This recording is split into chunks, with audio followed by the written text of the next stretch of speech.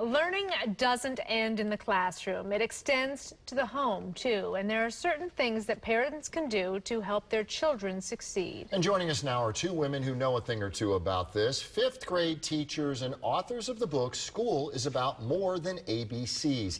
Heather Agee and Marie Miller. Welcome, ladies. Good to have you here. You both teach at which school in Hillsborough? Cambridge Christian School. Okay, so what happened that you guys sat down this past summer and said, okay, we need to write a book about this?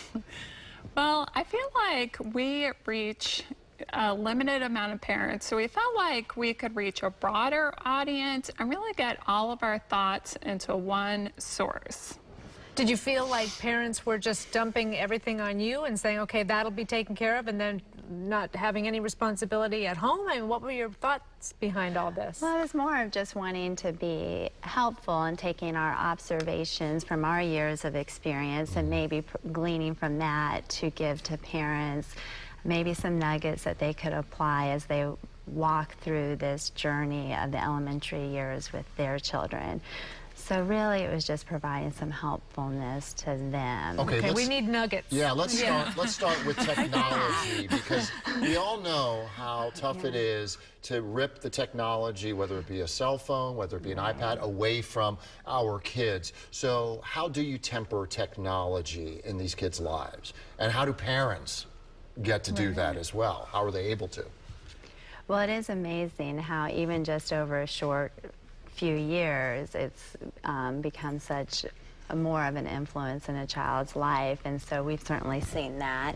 And it is hard to temper it, but I will say if you can limit the influence, as soon as they get into older, we teach fifth grade, and so you have things like group texts and getting on FaceTime and things like that that can be done at home, but then it actually impacts the classroom because, you know, things are said or done. And so I think it's being aware as a parent as well as a teacher of, you know, sometimes those things done at home can then trickle into the classroom in a negative way.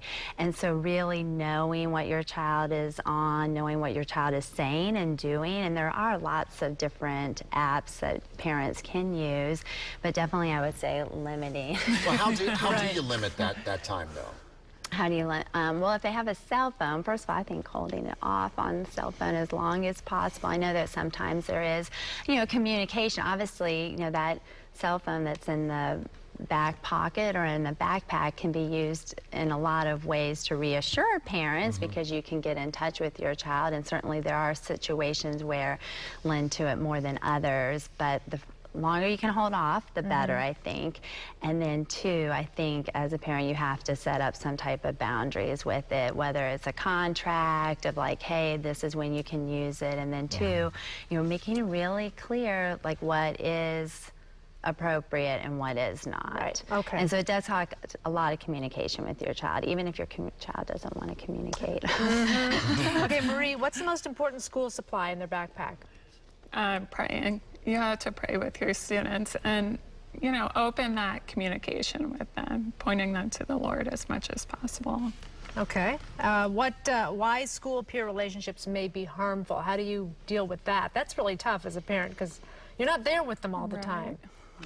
So you have to be really listening to your child, listening if they're coming home throughout a series of days and really communicating with you that they're having an issue or a problem. I think it's praying for some discernment and wisdom on what is going on and that God would reveal the heart of the matter, but also that if there is a problem, to go to the teacher. Okay, real quick, unscheduled time is so important.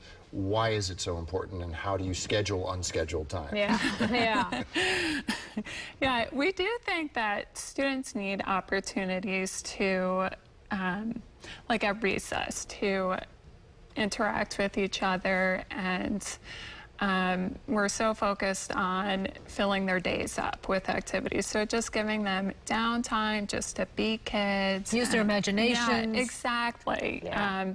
So just giving them their opportunity to be free. And it goes back to taking their technology away so they can go out and be kids and Exactly. get on their razor scooters or their bikes or what have you. Exactly. All Have right, some ladies. fun. Thank you very much. The book again is called School is About More Than ABCs. Heather Agee and Marie Miller again. Thank you very much. And Thank you. Thank you. We'll be right back with more Daytime right after this.